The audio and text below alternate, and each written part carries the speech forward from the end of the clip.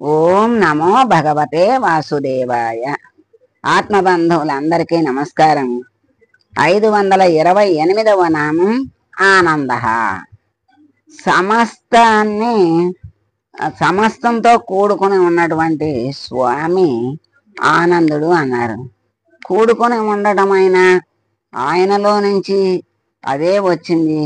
ఆయన లోపల ఉంది, మళ్ళీ బయటకు తెప్పించాడు, పోషించాడు, మళ్ళీ ఆయన లోపలికి తీసుకుంటాడు. స్వామి ఎప్పుడు కూడా ఆనంద స్వరూపుడే. ఆయనకి ఆనందమే స్వరూపం.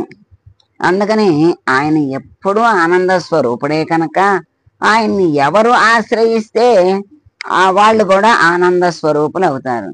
ఇప్పుడు ఏడ్చే వాళ్ళ దగ్గరికి వెళ్తే మనం అంతకుముందు నవ్వుతూ అక్కడికి వెళ్ళినా ఏడుస్తాం. అలాగే నవ్వే వాళ్ళ దగ్గరికి వెళ్తే మనకి అప్పుడు దాకా బాధగా ఉన్నా అప్పుడు నవ్వుతాం. అలాగే ఏదైనా ఒక కళ యందు నిష్ణాతులై ఉన్నటువంటి వాళ్ళ దగ్గరికి వెళ్ళామనుకోండి, అది చూసి మనకు కూడా నేర్చుకోవాలనిపిస్తుంది, నేర్చుకుంటాం. దాంట్లో ఉత్తీర్ణత కూడా చక్కగా పొందొచ్చు. అలాగే ఎవరి దగ్గర ఏది ఉంటే అది మనము ఏది కావాలి అనుకుంటే అది ఉన్న వాళ్ళ దగ్గరకు వెళ్ళి ఆశ్రయిస్తే, అనుసరిస్తే చాలు, అవే మనకి దక్కుతాయి. అలాగే ఇప్పుడు మనకేం కావాలి? ఆనందం కావాలి. ఆనందం కావాలి అంటే ఆనంద స్వరూపుడైన పరమాత్మని ఆశ్రయించాలి. ఆయన దగ్గర లేనిదంటూ లేదు, అన్నీ ఉన్నాయి. అందుకే ఎవరు ఏది అడిగితే అది ఇస్తాడు. ఎందుకంటే రాక్షసులు రాక్షసంగా అడిగితే అది ఇస్తాడు, దేవతలు దైవత్వంతో అడిగితే అది ఇస్తాడు, భక్తులు ప్రేమతో అడిగితే అది ఇస్తాడు, ఆర్తిగా అడిగితే ఆర్తిగా అడిగిన వాళ్ళకి ఇస్తాడు. అందరికీ అన్నీ ఇస్తాడు. ఎందుకు ఇస్తాడు? అందరూ అన్నీ ఇవ్వగలరా? ఎందుకు ఇవ్వలేరంటే అన్నీ ఉండవు గనక. ఆయన దగ్గర అన్నీ ఉంటాయి కనుక ఎవరేది అడిగినా ఇవ్వగలడు. మరి హిరణ్యకశిపుడు అన్ని వరాలు అడిగితే ఒకటే రెండా? లెక్కలేనన్ని వరాలతో తనకి మరణం వద్దని అడిగితే మరి పరమాత్మ అన్నీ ఇచ్చాడు. మళ్ళీ ఏం చేశాడు? ఆ ఎప్పుడైనా సరే వరం ఇచ్చినా ఆయన చెప్తాడు, నిస్వార్థంగా వరాన్ని వాడుకుంటే ఉత్తమ గతికి వస్తావు, స్వార్థంతో దాన్ని ఉపయోగిస్తే నువ్వు నాశనం అయిపోతావనే చెప్తాడు పరమాత్మ. అయినా మరి లెక్క ఉండదు కదా. స్వార్థంతో అసలు స్వార్థంతో అంత కష్టపడి ఎంత నిష్టగా చేస్తారో ఆ నిష్టలో ఏం తక్కువ ఉండదు, ఆ కష్టంలో తక్కువ ఉండదు. ఇంత కష్టపడి ఆ దరిద్రపు కోరికలు కోరుకుని నాశనం అయిపోతారు ఎందుకు అనిపిస్తుంది మనకి. ఎందుకంటే అంత కష్టాన్ని నీళ్ళల్లో పోసినట్టు చేసేటప్పుడు నిష్టగా చేస్తారు. అందుకే భగవంతుడు దర్శనం ఇస్తాడు. మరి దర్శనము అనేది ఆయన ధర్మం. ఎందుకంటే భక్తితో తపస్సు చేస్తే దర్శనం ఇవ్వటం ధర్మం. దర్శనం అయిన తర్వాత వాళ్ళు అడిగిన వరాలు ఇవ్వటము ధర్మం. కనుక ఆయన ధర్మమూర్తి కనుక ఆయన ధర్మాన్ని ఆయన నిర్వర్తిస్తాడు. మళ్ళీ వాళ్ళు స్వార్థంతో జనాలందరినీ బాధ పెడుతుంటే తనని ఎవరు ఏమన్నా ఏమీ పట్టించుకోని భగవంతుడు తన భక్తుల జోలికి వస్తే మాత్రం సహించడు.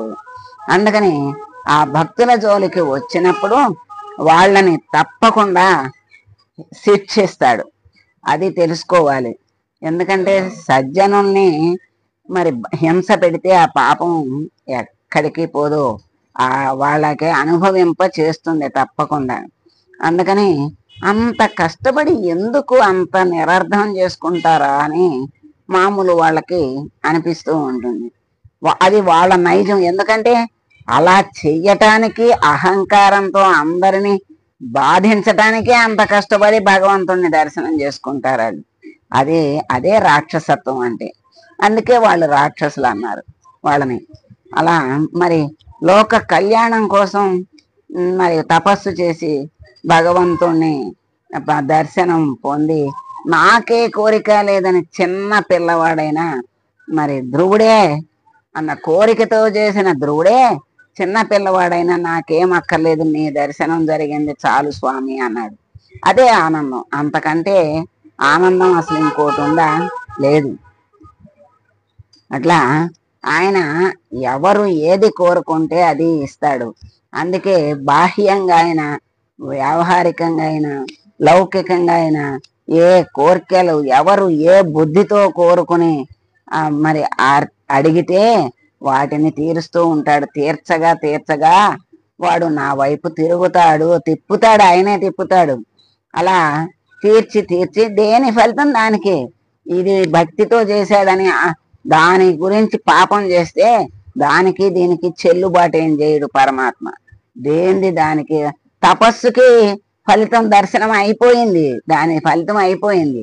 మరి చేసిన దానికి పాపానికి ఫలితం అనుభవించాల్సిందే.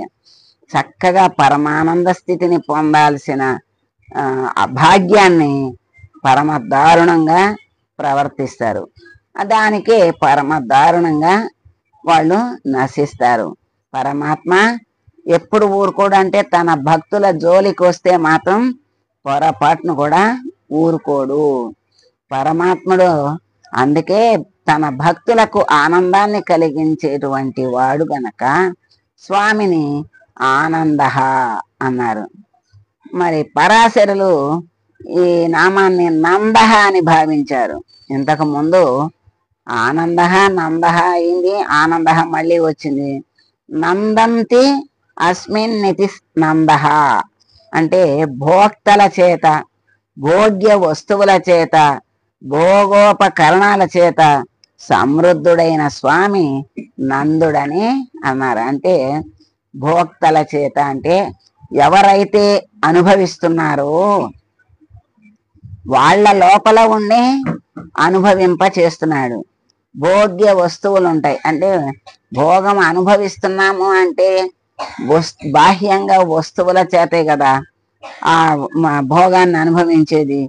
ఆ ఉపకరణాలంటే పనిముట్లు. హాయిగా ఎండ తాపాన్ని తట్టుకోవడానికి ఏసీ పెట్టుకున్నాం అనుకోండి, అది భోగోపకరణం అంటే భోగ్య వస్తువు. దాని చేత ఆ తాపం నుండి తప్పుకుని ఆనందాన్ని పొందుతూ ఉంటాం. అలా దానిలో ఉన్నటువంటి ఆ వస్తువులో ఉన్నటువంటి చక్కని చల్లదనాన్ని ఇచ్చే శక్తి పరమాత్మదే. మరి ఆ వస్తువు పరమాత్మ స్వరూపమే.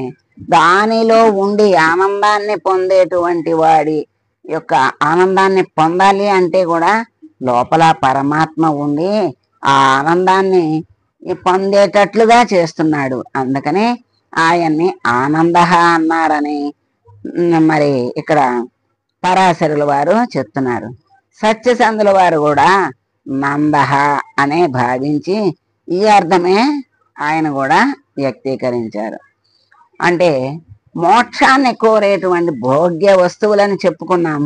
భోగ్య వస్తువుల ద్వారా ఆనందాన్ని పొందేటువంటి వాడు కూడా మరి ఎవరి ద్వారా పొందుతున్నాడంటే ఆ పరమాత్మే ద్వారానే పొందుతున్నాడు అని చెప్పారు. అవన్నీ కూడా మరి ఒక రకంగా క్షణికమైన ఆనందాలే. మోక్షం అనేది శాశ్వతమైన ఆనందం, అమృత తుల్యమైనటువంటిది, అమృత స్వరూపమైనటువంటిది. అంటే ఖండం లేనటువంటిది, అఖండమైనటువంటి ఆనందం మోక్షం.